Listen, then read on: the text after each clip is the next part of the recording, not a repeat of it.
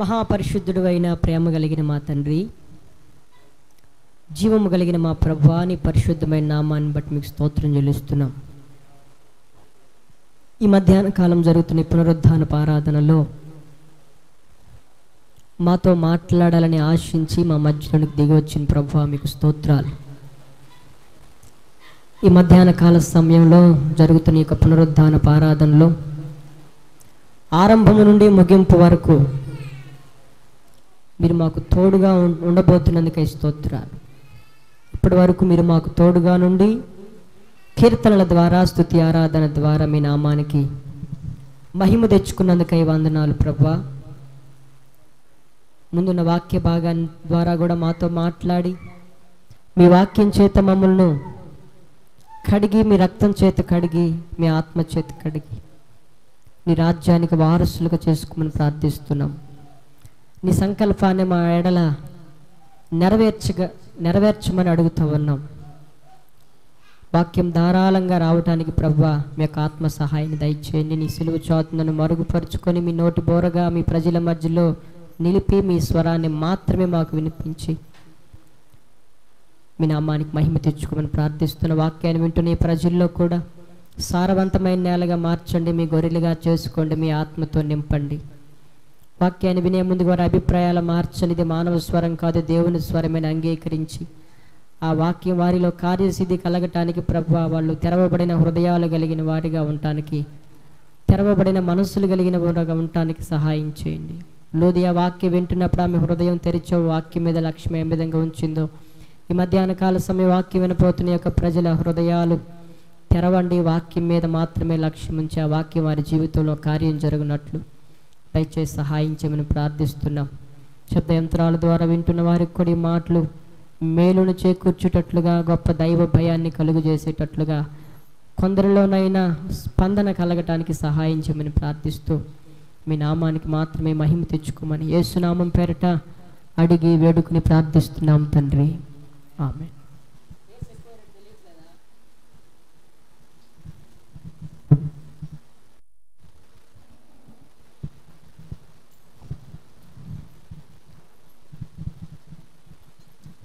దేవుని వాక్యంలో నుంచి సామెతల గ్రంథం 27వ అధ్యాయం మొట్టమొదటి వచనం ప్రతి ఒక్కరు కూడా తీయాలి, చదువుకుందాం. రేపటి దినమును గురించి పడకుము, ఏ దినమున ఏది సంభవించునో అది నీకు తెలియదు. కొద్ది నిమిషాలు దేవుని వాక్యాన్ని జాగ్రత్తగా విందాం. ప్రత్యేకించి పునరుద్ధానపు ఆరాధనలో దేవుడు మనతో మాట్లాడుతున్నాడు. హృదయ రహస్యాలు ఎరిగిన దేవుడు ఏమని మాట్లాడుతున్నాడు? రేపటి దినాన్ని గురించి కొంతమంది అతిశయపడుతున్నారంట.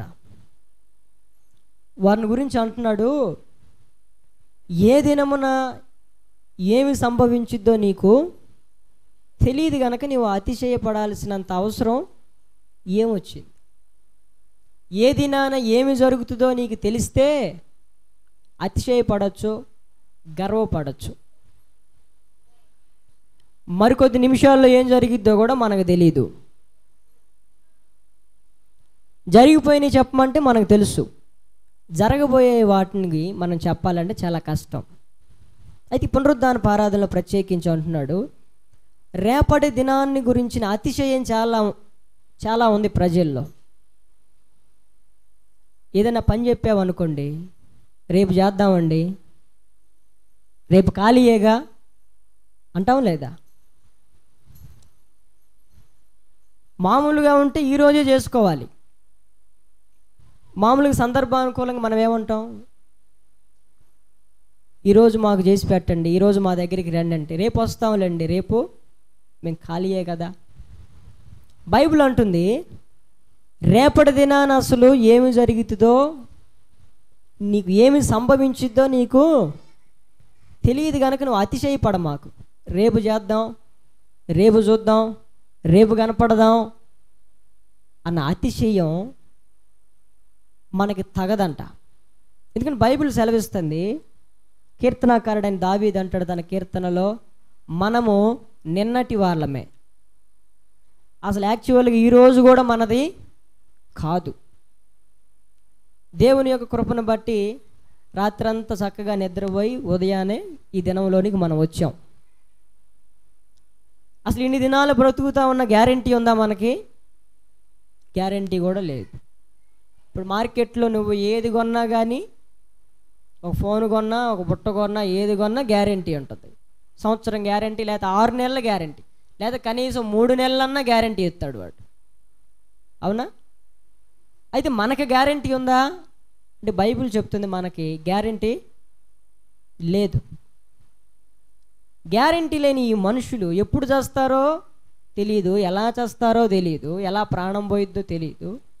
అయితే ఈ ప్రజలమైన మన గురించి అంటున్నాడు, రేపటి దినాన్ని గురించి నువ్వు గర్వపడద్దు, అతిశయపడద్దు. రేపటి దినాన్ని గురించి నువ్వు నిర్లక్ష్యంగా ఉండొద్దు. మీకు అర్థం కావడానికి బైబిల్లో కొన్ని మాటలు నేను చదవాలని ఆశపడుతున్నాను. యెషయా ప్రవచన గ్రంథం 56వ అధ్యాయం. యెషయా ప్రవచన గ్రంథం 56వ అధ్యాయం 12వ వచనం. మీకు మూలవాక్యం చదివితే అర్థం కాదు, అందుకని దేవుని వాక్యాన్ని ఇంచుమించుకు ఒక 45 గంటల సేపు మీకు చెప్పాల్సి వస్తుంది. చదువుదాం. యెషయా గ్రంథంలో ఉన్న ప్రజలు ఏమనుకుంటున్నారో. 56వ అధ్యాయం 12వ వచనం. వారు ఇట్లందరూ, నేను ద్రాక్షారసము తెప్పించదను, మనము మద్యము నిండారులగునట్లు త్రాగుదాము రండి. నేడు జరిగినట్టు రేపు మరీ లక్షణముగా జరుగును. అందుకని అంటున్నాడు. కొంతమంది ప్రజలు ఉన్నారు, వాళ్ళు ఈ విధంగా అనుకుంటున్నారు. ఈ తరంలో ప్రజలు కూడా వాళ్ళు ఏమనుకుంటున్నారంటే, ద్రాక్షారసాన్ని తెప్పించుకుందాం, చక్కగా పడుకుని తాగి మత్తులు అవుదాం, దానితో పాటు ఇంకా నిండారుగా బ్రాందీ విస్కీ కూడా తెప్పించుకుందాం, బాగా తాగుదాం రండి. ఈరోజు తాగినట్లుగా రేపు మరింతగా కూడా తాగొచ్చు. నేడు జరిగినట్లు రేపు మరింత లక్షణంగా జరిగిద్ది అని వాళ్ళు అతిశయంతో, తాగిన మత్తులో మాట్లాడారులే అని అనుకుంటే, సరే తాగేళ్లే ఏదో ఒకటి వాగుతున్నాళ్లే అని అనుకోవచ్చు. బైబిల్ కూడా సెలవిస్తుంది, తాగితే వెర్రి మాటలు పలుకుతారని బైబిల్ సెలవిస్తుంది. ఇవి తాగక ముందుకు మాటలు, తాగిన తర్వాత మాటలు వేరు, తాగక ముందు ఉన్న మాటలు వేరు. మీరేమంటారంటే తాగితే తన్నుకుంటూ వస్తాయి నిజాలు అంటారు. లోకస్తులు ఏమంటారు? తాగితే తన్నుకుంటా వస్తాయి అంట నిజాలు. తాగక మునుపు అనుకుంటున్నారు వీళ్ళు, ఈరోజు ద్రాక్షారసాన్ని తెప్పించుకుందాం, ఈరోజు మద్యాన్ని నిండారుగా తెప్పించుకుందాం, కడుపార తాగుదాం, తృప్తి కలగల. ఆ రోజు తాగాడు, తృప్తి కలగల, రేపు కూడా తాగుదాం. రేపు కూడా, ఇప్పుడు దాహం అయింది అనుకోండి, మంచినీళ్ళు తాగుతాం, మంచిది. అన్నం తినగానే మంచినీళ్ళు తాగుతాం. మరోడు ఎందుకు తాగుతాడో, దేనికోసం తాగుతాడో తెలియదు. వాళ్ళు అనుకుంటున్నారు, ఒక బ్యాచ్ కూర్చుని మనం నిండారుగా తాగుదాం రండి, ఈరోజు తాగిన దానికంటే ఎక్కువగా రేపు కూడా తాగటానికి అవకాశం ఉంది. రేపు కూడా మనకి పనే పాట, ఈరోజు తాగాం, రేపు ఇంకా ఎక్కువగా తాగుదాం రండి. అందుకే బైబిల్ అంటుంది, రేపటి దినాన్ని గురించి ఎందుకు నువ్వు అంత గర్వపడతావు? అసలు రేపటి దినానికంటే కూడా ఈరోజు నీకేమి సంభవించిద్దో నీకు తెలుసా? తాగిన తర్వాత ఏం జరిగిద్దో నీకు తెలుసా? తాగినోడికి ఏం ఎలా ప్రవర్తిస్తాడో వాడికి సరిగా తెలియదు. మరి రేపటి దినం గురించి ఏం తెలుసు? అతిశయపడుతున్నాడు. అందుకే ఈ పునరుద్ధానపు ఆరాధనలో ఇలాంటి అతిశయాలు మనలో కూడా ఉంటాయి. అది నిర్లక్ష్యానికి సాదృశ్యం. రేపు చూసుకుందాం, ఈరోజు జరిగిన దానికంటే రేపు ఇంకా బాగా జరిగిద్ది అని మనం పలకూడదట. ఎందుకయ్యా అంటే మనం నిన్నటి వాళ్ళమే. ఎందుకయ్యా అంటే ఏ రోజు ఏమి సంభవించిద్దో నీకు తెలియదు కాబట్టి మరి మనం ఏం చేయాలి? అతిశయపడకూడదు. మీకు ఇంకా మరొక మాట మీకు అర్థం కావటానికి చదవాలని ఆశపడుతున్నాను. దేవుని వాక్యంలో నుంచి మరొక మాట, యాకోబు రాసిన పత్రిక, దైవజనుడైన యాకోబు రాసిన పత్రిక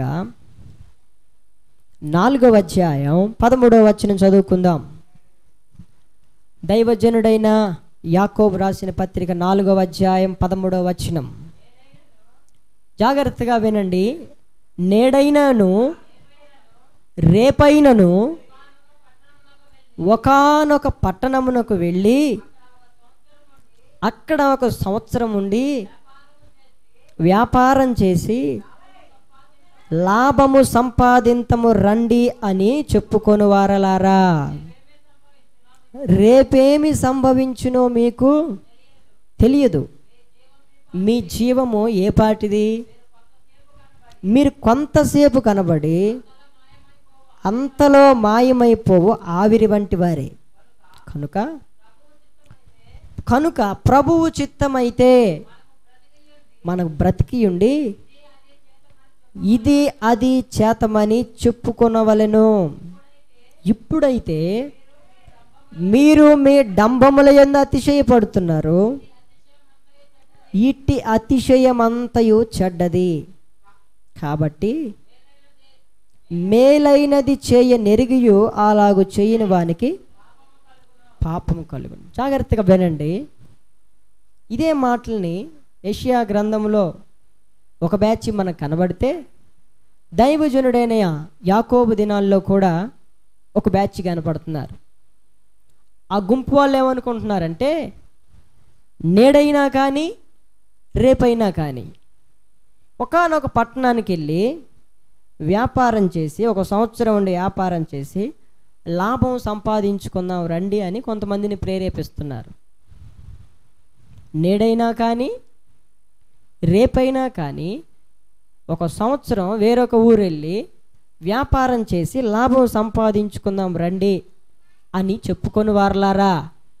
దైవజనుడైన యాకోబు దేవుని ఆత్మతో మాట్లాడుతున్నారు. మీరు ఈ విధంగా అనుకుంటున్నారు, నేడైనా కానీ రేపైనా కానీ వ్యాపారం చేద్దాం, లాభంని సంపాదించుకుందాం అని చెప్పుకొని వారలారా. ఏమవుతుందంటే మళ్ళా అదే మాట అక్కడ రాయబడింది, రేపేమి సంభవించునో మీకు తెలియదు. మరి రేపేంటో నీకు సంభవించేది తెలియదు కదా, మరి నువ్వెందుకు ఆ విధంగా మాట్లాడతావు? రేపటి దినాన్ని గురించి ఈరోజు జరిగేది కూడా నీకు తెలియదు, ఇంకొంచెం ముందర ఏం జరగబోతుందో కూడా నీకు తెలియదు. అయినప్పటికీ నీ మనుషులకు పొగరెక్కి గర్వం ఎక్కి అతిశయం ఎక్కువైపోయి డంబాలు చెప్పుకుంటూ ఈరోజైనా సరే రేపైనా సరే మేము వెళ్ళి ఒక వ్యాపారం చేసి లాభం సంపాదిస్తాం, ఈరోజైనా సరే రేపైనా సరే నేను బాగుపడతాను, ఈరోజైనా సరే రేపైనా సరే అన్నట్లుగా ఏమి సంభవించిద్దో తెలియకుండానే మనం ఏం మాట్లాడతామో మనకే అర్థం కావట్లేదు ఈ రోజుల్లో.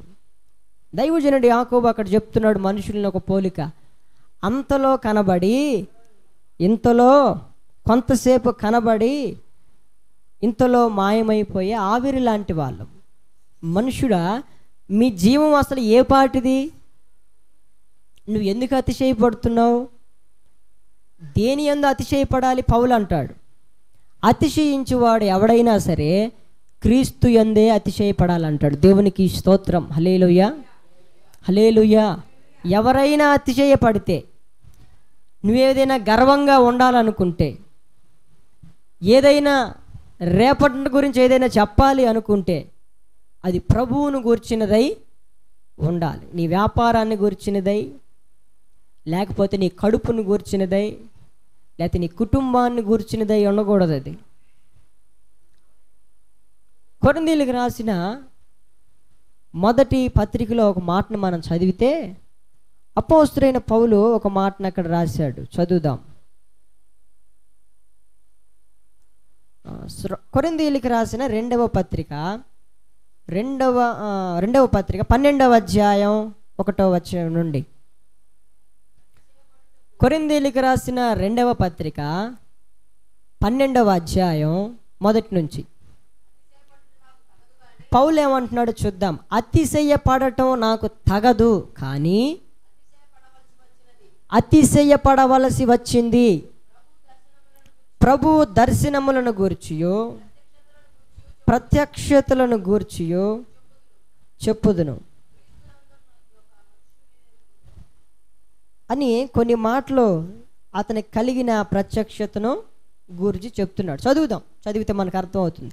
క్రీస్తునందున్న మనుషుని నేను ఎరుగుదును, అతడు 14 సంవత్సరముల క్రిందట 3వ అవకాశములకు కొనిపోబడెను, అతడు శరీరముతో కొనిపోబడెను నేను ఎరుగును, శరీరము లేక కొనిపోబడెను నేను ఎరుగును, అది దేవునికే తెలియను. అట్టి మనుషుని నేను ఎరుగుదును, అతడు పరదైసులోనికి కొనిపోబడి వచింపశక్యము కాని మాటలు వినెను, ఆ మాటలు మనుష్యుడు పలకకూడదు. అతడు శరీరముతో కొనిపోబడెను, శరీరము లేక కొనిపోబడెను నేను ఎరుగును, అది దేవునికే తెలియను. అట్టి వానిని గురించి అతిశయింతును అంటున్నాడు. దేవునికి స్తోత్రం, హల్లెలూయా. ఎవరు ఆయన అంటే మన ప్రభు అయిన యేసుక్రీస్తు. ఎవరికి కనపడ్డాడు అంటే అపోస్తలుడైన పౌలుకు కనపడ్డాడు. మొదట ఏమంటాడు అంటే అతిశయింప తగదు కానీ అతిశయింపవలసి వచ్చింది. ఏందయ్యా అంటే 14 సంవత్సరముల క్రిందట 3వ అవకాశానికి వెళ్ళిపోయిన ఆరోహణుడైన యేసుక్రీస్తు ప్రభు యొక్క ప్రత్యక్షతను చూచాడు. ఆయనను బట్టి అతిశయింపవలసి వచ్చింది అంటాడు. కంటిన్యూ చేద్దాం. ఇంకా నా అట్టివాణిని గురించి నేను అతిశయింతును, నా విషయం అయితేనో నా బలహీనత ఎందే కాక వేరు విధముగా అతిశయింపను. అతిశయపడుటకు ఇచ్చయించినను నేను సత్యమే పలుకుతును గనుక అవివేకిని కాకపోదును. ఆ వచనంలో మనం చదివితే ఎందుకు పౌలు అతిశయపడ్డాడో మనకి అర్థమవుతుంది. పౌలు జీవితాన్ని మనం కాస్త దగ్గరగా గమనిస్తే ఈ వాక్యానికి, బ్రతుకుట క్రీస్తే చావైతే లాభం అంటాడు. ఈరోజు ప్రభువు కృప ఉంటే బ్రతుకుతాను, ప్రభువు కృప లేకపోతే నేను చనిపోతాను. చాలామంది మన పాటలు రాశారు భక్తులు, నీ కృప లేనిదే నేను బ్రతకలేను. దేవుని కృపను బట్టి బ్రతుకుట క్రీస్తే, క్రీస్తు కొరకు బ్రతుకుతా. చనిపోతే మరీ లాభం. ఎందుకయ్యా అంటే అతిశయిస్తున్నాడు. బ్రతికితేనేమో భక్తి చేస్తూ బ్రతుకుతా, చనిపోతేనేమో డైరెక్ట్గా పరలోకానికి నేను వెళతా. అది ఆయన యొక్క అతిశయం. మీరన్నా ఏంది అంత గర్వం, అంత నిక్కచ్చిగా ఎలా చెప్తున్నావు అని కనుక మనం అడిగితే ముందుగానే చెప్తాడు. మంచి పోరాటం పోరాడి తిని, నా పరుగు తుదముట్టించి తిని, నా కొరకు నీతి కిరీటం ముందుగా ఉంచబడింది. పౌలుతో దేవుడు మాట్లాడాడు ముందుగానే. అయితే రాబో దినాల గురించి ప్రత్యక్షత అతనికి ఉంది కనుక అతడు అతిశయిస్తున్నాడు. అయితే మనకి కాసేపట్లో ఏం జరిగిద్దో మనకు తెలీదు. అయితే మనం దేని గురించి అతిశయిస్తాం? పనికి మాలిన వాటిని గురించి గొప్పలు చెప్పుకుంటూ, డబ్బాలు చెప్పుకుంటూ, ఈరోజు నువ్వు కొన్నావా, రేపు నేను ఖచ్చితంగా కొంటా. ఈరోజు నువ్వు తిన్నావా, ఇది రేపు నేను కూడా తింటా రేపు. బైబిల్ సెలవిస్తుంది, ఒకవేళ నువ్వు గర్వపడితే, అతిశయపడితే అది క్రీస్తును గూర్చినదై ఉండాలి. రేపటి దినాన్ని గురించి ఏదైనా నువ్వు మాట్లాడితే, రేపటి దినాన్ని గురించి ఏం మాట్లాడాలంటే, బ్రతికితే ఈరోజు ప్రభు కృప ఉంటే బ్రతికితే క్రీస్తు కొరకు బ్రతుకుతాను, రేపటి దినం చనిపోతే పరలోకానికి వెళ్తాను. అట్టి నిశ్చయిత కలిగిన వారమై ఉండాలని దేవుని వాక్యం సెలవిస్తుంది. అందుకే ఏ దినమున ఏది సంభవిస్తుందో నీకు తెలియదు కనుక నువ్వేం చేయాలి? రేపటి దినాన్ని గురించి నువ్వు ఎక్స్ట్రాలు మాట్లాడకూడదు. మనుషుడని జీవం ఏ పాటిది?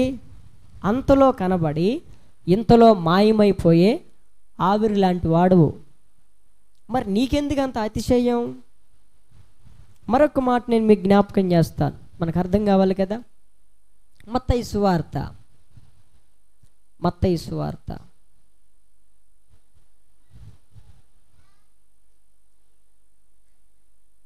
మత్తయి సువార్తలో కూడా ఒక మాటను చదువుకుందాం.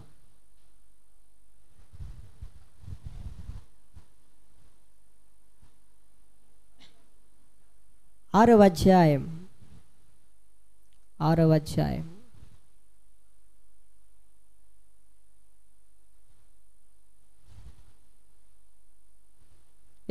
వచనం, 25 నుండి కొన్ని వచనాలు చదువుకుందాం. అందువలన నేను మీతో చెప్పుంది ఏమనగా, ఎందువలన? రేపేమి సంభవించినో మీకు తెలియనందువలన, రేపటి దినాన్ని గురించి మీరు అతిశయపడుచున్నందువలన నేను మీతో చెప్పున్నదేమనగా, ఏమి తిందుమో ఏమి త్రాగుదుమో అని మీ ప్రాణమును గూర్చి అయినను, ఏమి ధరించుకుందుమో అని మీ దేహమును గూర్చి అయిన చింతింపకుడి. ఆహారము కంటే ప్రాణమును, వస్త్రము కంటే దేహమును గొప్పవి కావా? ఆకాశ పక్షులను చూడండి, అవి విత్తవు, కోయవు, కొట్లలో కూర్చుకొనవు, అయినను మీ పరలోకపు తండ్రి వాటిని పోషించుచున్నాడు. మీరు వాటికంటే బహు శ్రేష్ఠులు కారా? మీలో ఎవడు చింతించుట వలన తన ఎత్తును మోరడు ఎక్కువ చేసుకొనగలడు? వస్త్రములను గురించి మీరు చింతించుట ఎలా?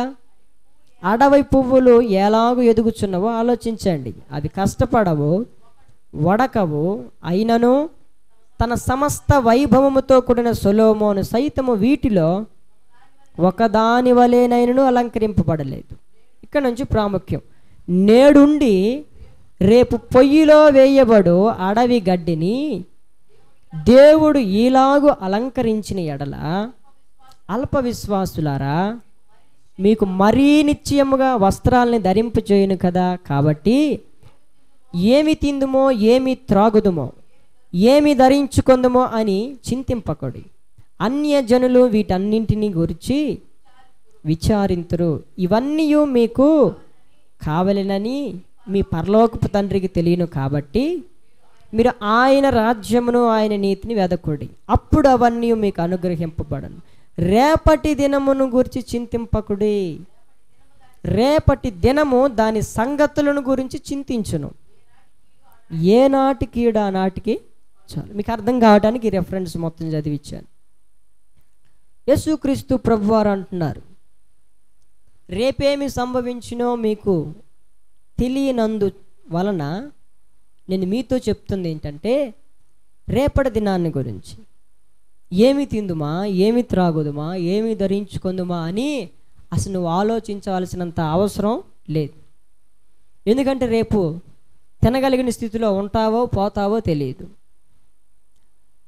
తినాలని ఉన్నా, కట్టుకోవాలని ఉన్నా, కట్టుకునే స్థితిలో ఉంటావో లేవో నీకు తెలియదు. మరి ఏం చేయాలి అంటే, ప్రభువు చిత్తమైతే బ్రతికి, ప్రభువు చిత్తమైతే చేస్తాను, ప్రభువు చిత్తమైతే నేను పొందుకుంటాను, ప్రభువు చిత్తమైతే అనుభవిస్తాను, ప్రభువు చిత్తమైతే పోషింపబడతాను అనే మన నోటి నుంచి మాటలు రావాలి. ఏ విధము చేతనైనా రేపు అని, ఏ విధము చేతనైనా రేపు ఏదో ఒకటి చేయాలని మనం అనుకోకూడదంట. విశ్వాసులమైన మనం, విశ్వాసులైనా అవిశ్వాసికైనా రేపటి దినం ఏం సంభవించుద్దో వాళ్ళకి తెలియదు గనక ఈ మాట అంటున్నాడు. ప్రభువు చిత్తమైతే ఇది అది చేతము అని మనం చెప్పుకోవాలి. ఈ వాక్య భాగాన్ని మనం గమనిస్తే, ఏమి తిందుమా, ఏమి త్రాగుదుమా, ఏమి ధరించుకుందుమా అని చింతిస్తున్నారు ప్రజలు. అయితే బైబిల్ ఏమంటుంది? అసలు రేపటి దినాన్ని గురించిన చింత ఉండకూడదు, అతిశయము ఉండకూడదు, రేపటి దినాన్ని గురించిన బాధ ఉండకూడదు. ఒక గ్రూప్ వాళ్ళకేమో రేపటి దినాన్ని గురించి అతిశయిస్తారు, ఒక గ్రూప్ వాళ్ళేమో రేపటి దినాన్ని గురించి బాధపడతారు, చింతిస్తారు.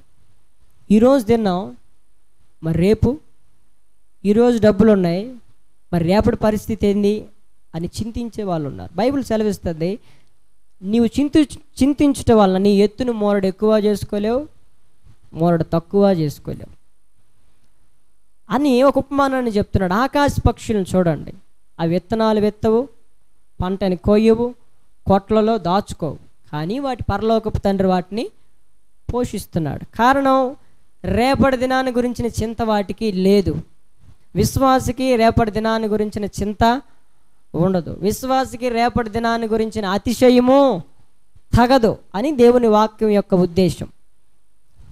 అందుకని అంటున్నాడు, మీరు అనేకమైన ఆకాశ పక్షుల కంటే శ్రేష్ఠులు.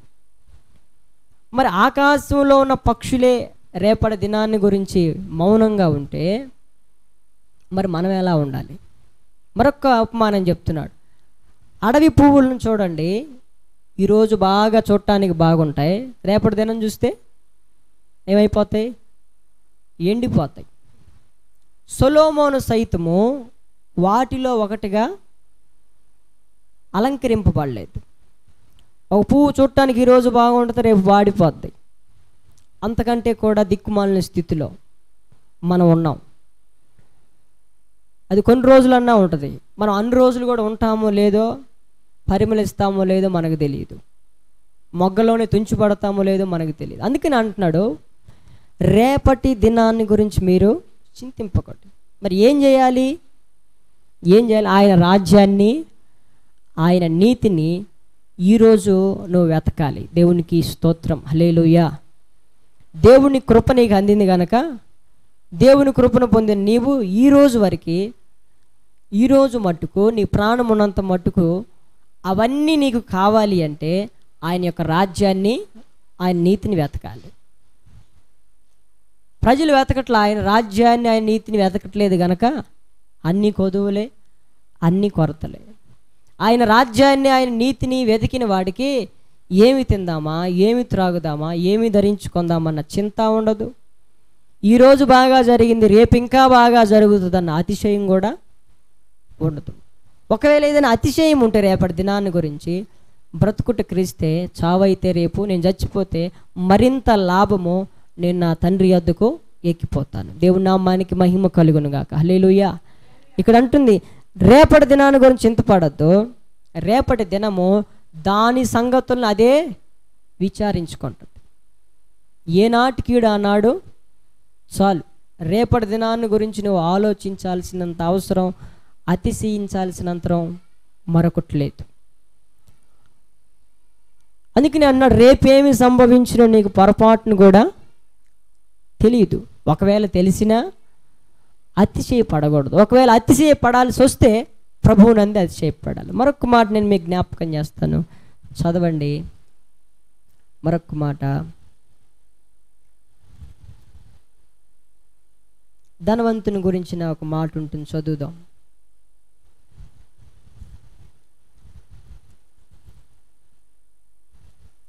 లూకాసు వార్త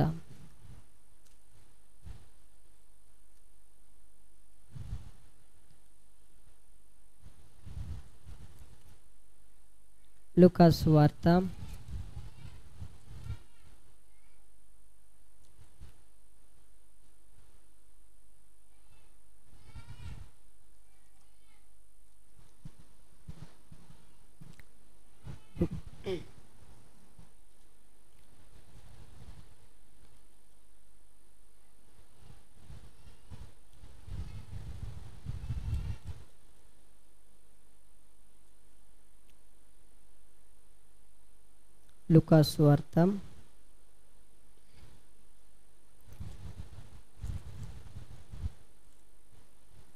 చూడండి, వెర్రివాడ ఈ రాత్రి నీ ప్రాణమును అడుగును అన్న మాట ఉంటుంది. చదువుదాం ఆ మాట.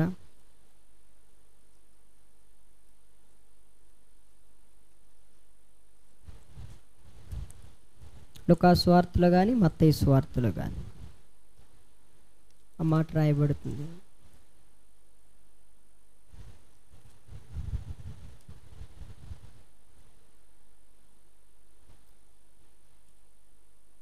చెప్తాను, వినండి.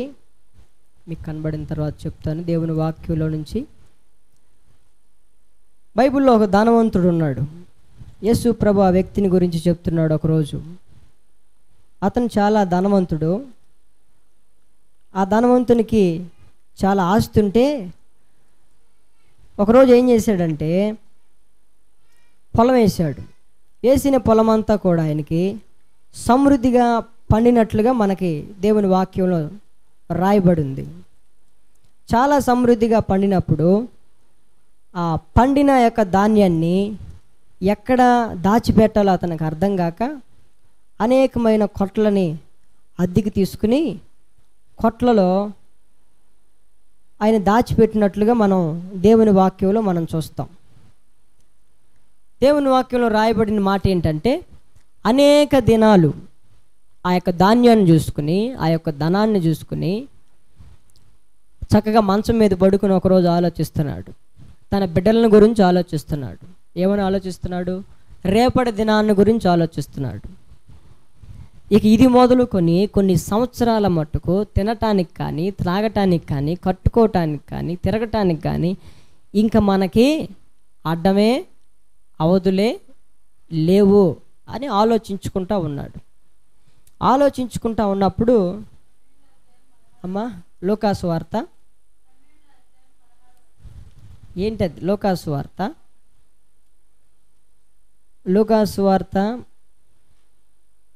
12వ అధ్యాయం 16వ వచనం చదువుదాం.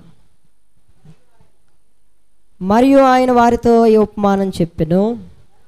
ఒక ధనవంతునికి భూమి సమృద్ధిగా ఉండను. అప్పుడు అతడు, నా పంట సమకూర్చుకుంటకు నాకు స్థలము చాలదు గనుక నేనేమి చేతునని తనను తాను ఆలోచించుకుని, నేను ఇలాగ చేతును, నా కొట్లు విప్పి వాటికంటే గొప్ప వాటిని కట్టించి అందులో నా ధాన్యమంతటిని, నా ఆస్తిని సమకూర్చుకుని, నా ప్రాణముతో, ప్రాణమా, అనేక సంవత్సరములకు విస్తారమైన ఆస్తి నీకు సమకూర్చబడి ఉన్నది.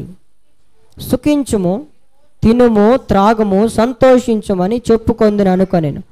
అయితే దేవుడు, వెర్రివాడా, ఈ రాత్రి నీ ప్రాణము అడుగుచున్నాను, నీవు సిద్ధపరిచినవి ఎవని వగునని అతనితో చెప్పెను.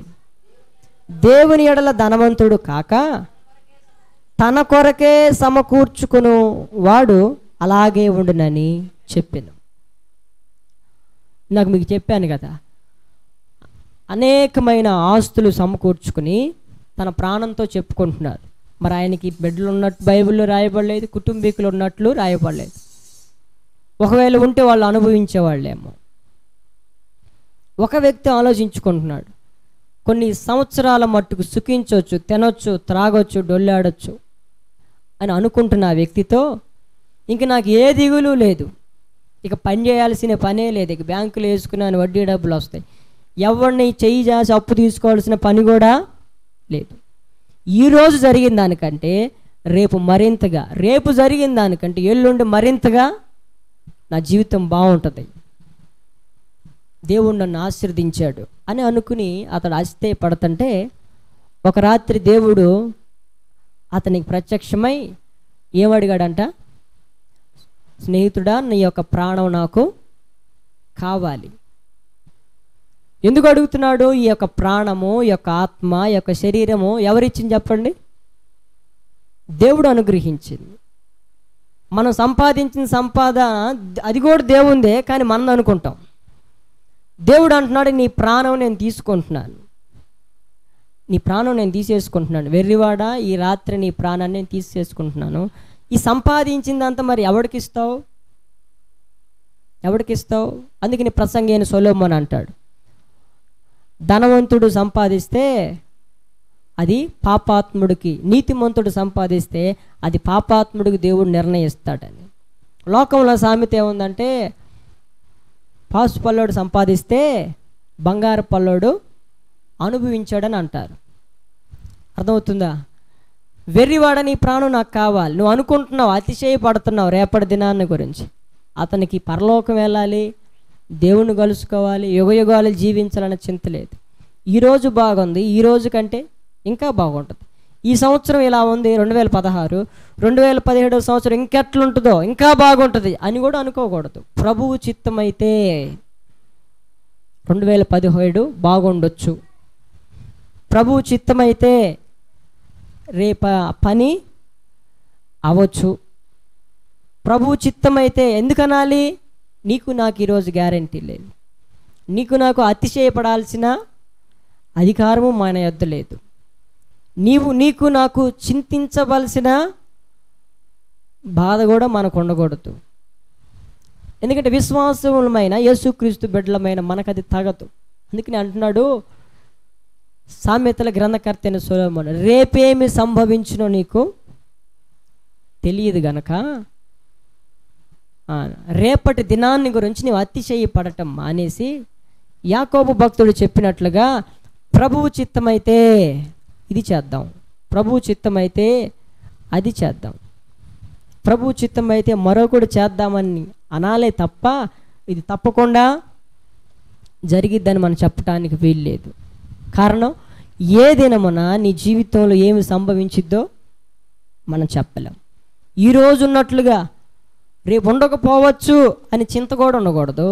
ఈరోజు జరిగినట్లుగా రేపు మరింతగా జరిగిద్ది అన్న అతిశయము ఉండకూడదు ఒక విశ్వాసకి.